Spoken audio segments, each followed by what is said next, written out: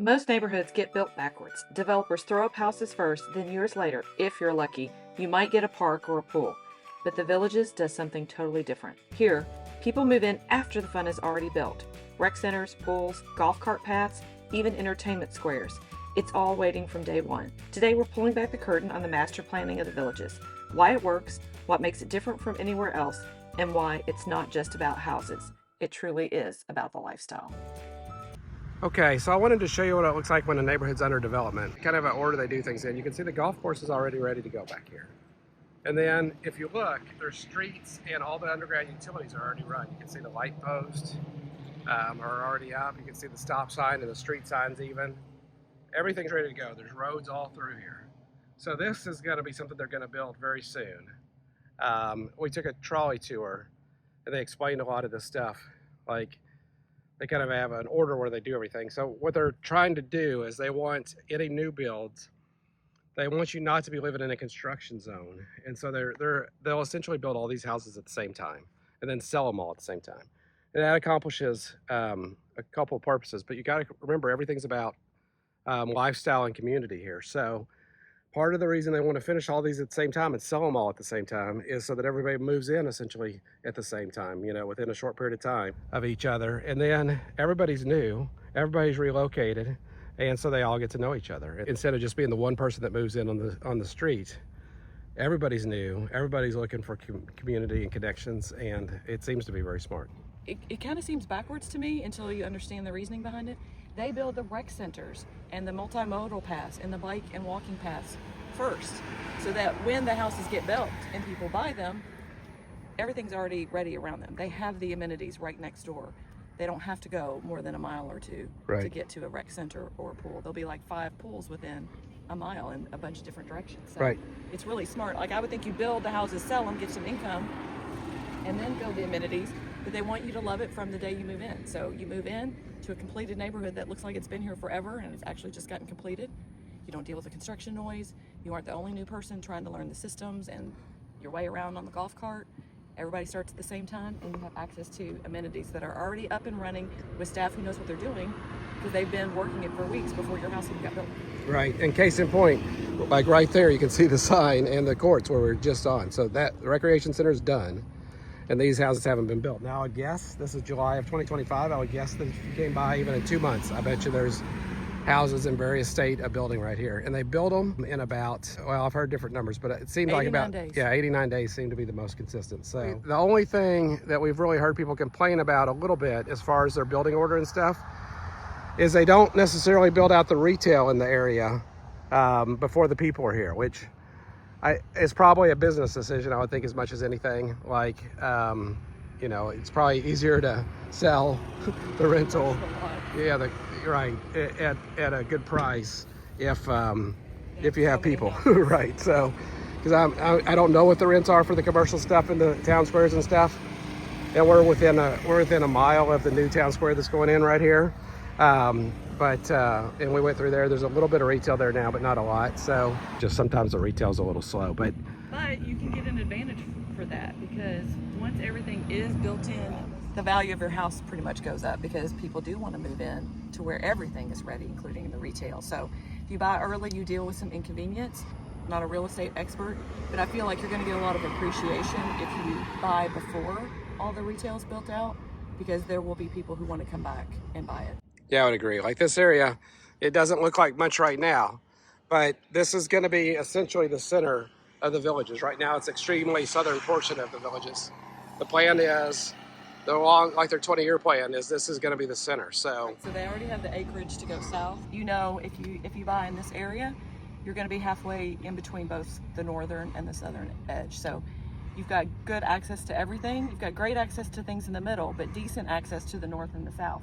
Whereas if you are on the far north, the original part of the Villages, it will be a haul. The developer has a rule that if you buy property and sell it within 1 year, that you cannot take advantage of any appreciation. You have to hold it for longer than that. Any appreciation you get, anything extra over your purchase price, even if you put in extras or upgrades that you've paid for, as I understand it, you cannot get any appreciation for that first year if you sell it within the year. And that's designed to keep real estate investors from coming in and buying up the lots and the homes and then holding them and flipping them. Right, and that's only a rule if you're buying a new home, which by definition, if you're buying a new home, it's directly from the villages. Because they own everything until it's sold the first time. So I think it's a reasonable rule, actually, because they don't put in a lot of bells and whistles. We've given you a tour of the home we're in and tried to point out the upgrades. It's kind of builder basic. Right, but they're trying to keep it affordable, and it is pretty affordable. I mean, we'll talk about the price per square footage and stuff that we're seeing when we get a little more familiar with it and a little more in depth in it, but it is very affordable, compared to a lot of the country as far as house prices go. So, and they're trying to keep it that way. That was the original founder's dream, is to make it a realistic retirement goal for just regular Americans. Yeah. Middle class America, to be able to retire and play golf. Yeah, and actually along those lines, if you go up in the extreme northern, the very original part, you'll actually see modular homes. What do they call them? Manufactured homes. You'll see a lot of 55 plus communities in Florida that are still that way, but I would call this more of an upscale 55 plus community. But it's not crazy upscale. It can be crazy upscale. Like there are homes that are over $1 million, but there's not a lot. Well, I don't know about that. Well, there's not a lot for sale, at least. Most of the homes are pretty affordable. Right, and right. If you're moving from, say, California or New York, you're going to be amazed at what you can get. And the amenities and the golf, it's just a phenomenal value, especially if you're coming from those higher rent, higher home price locations. Right, and there are definitely homes that are in the low 200s, brand new. Now, there is the bond issue, too, which we can talk about at some point. And when he talks about those homes, those aren't the manufacturer.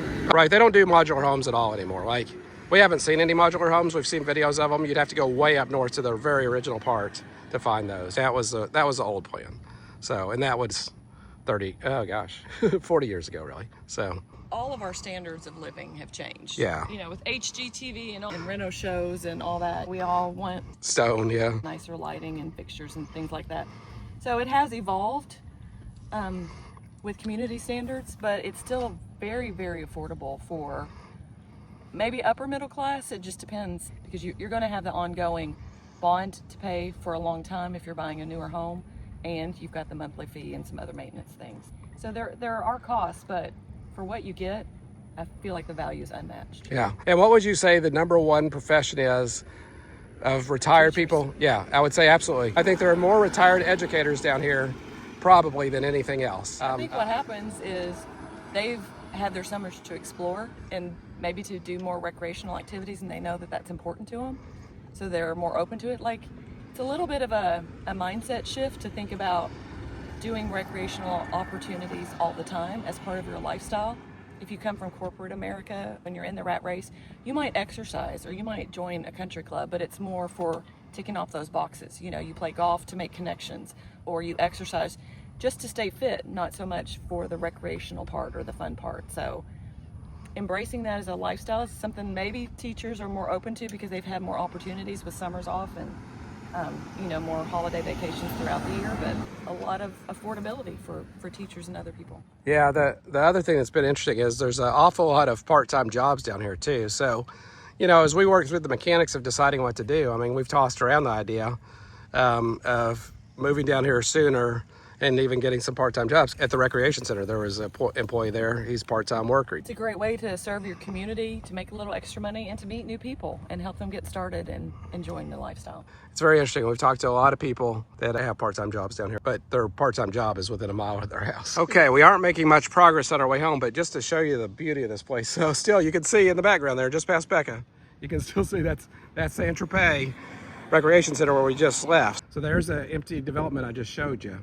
You can see the bridge across, probably maybe the turnpike or something. I'm not sure which bridge that is, but in the background there.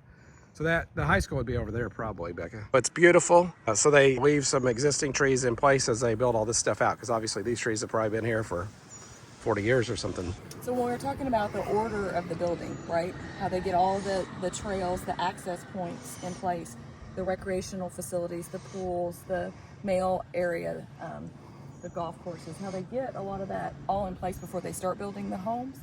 And if you think about it, like, have you had friends or have you experienced where maybe you bought in at the beginning of a subdivision being developed and the developer goes under and then they never even build the amenities, or the developer builds the houses, gets paid for it, and then hits the road and never does build the amenities that were promised or were expected?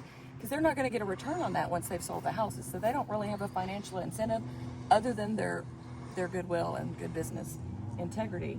They don't have an incentive to put in those amenities afterwards. And so I've heard horror stories of people paying a premium for a lot and a build on a golf course or whatever, and then the golf course goes under, or the clubhouse never gets built, or the tennis courts never get put in.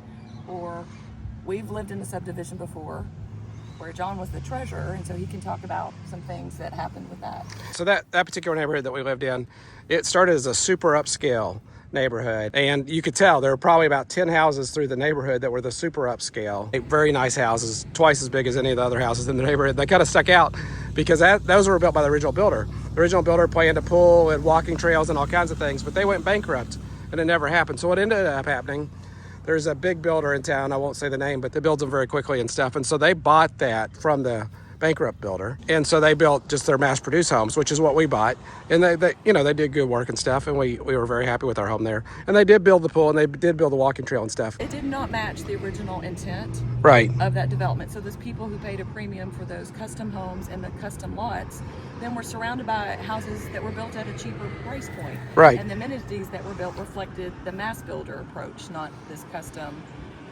more exclusive type subdivision. And the other thing that happened was the pool had to have lifeguards because of its size, and so it was very expensive to operate. And plus, it's in Kentucky, so season was literally Memorial Day to Labor Day. Because the neighborhood was built in stages and with different owners and different bankruptcies and so forth, there was never a requirement that the houses in the neighborhood had to join the pool. It was very, very messy, but they had to do a membership drive every year for the pool.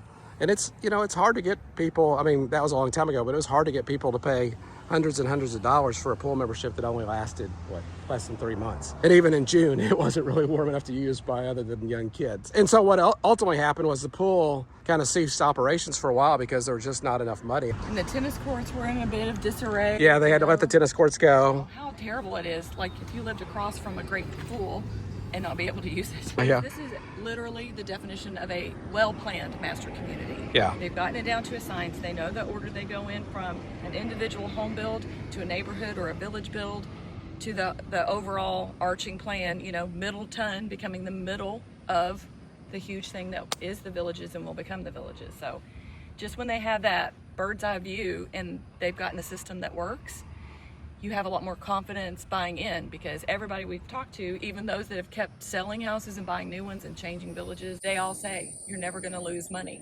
when you sell.